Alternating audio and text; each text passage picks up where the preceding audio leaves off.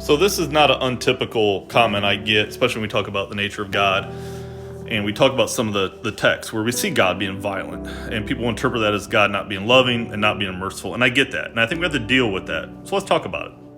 I think one of the first things we got to do is figure out where we place ourselves in the story. And one of the issues we have is we love to place ourselves as the heroes in the story.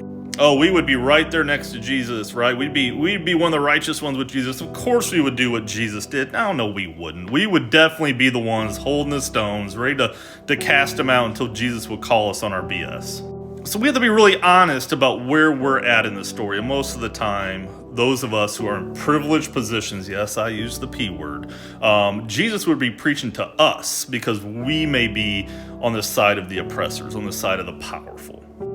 Secondly, if we look at these texts, and the vast majority, if not all the texts in the Bible, are written from an oppressed people. And I'm sure somebody out there will try to find some person wrote something in the Bible that was not oppressed and of privilege and power, and so be it. But I would tell you, and I guarantee you, that the vast majority is from a people that are facing oppression, that are marginalized, and that are being harmed and hurt by the powers of that day.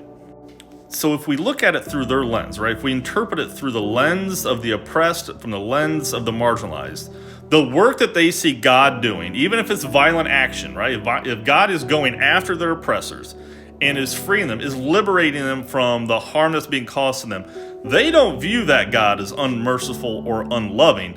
This is now a God that we want to follow. Because this God is freeing us from our situation, from our problems, right? So this is not looked at as an unloving action. If we view it as an unloving action, unmerciful, we may be on the side of the powerful or the oppressors.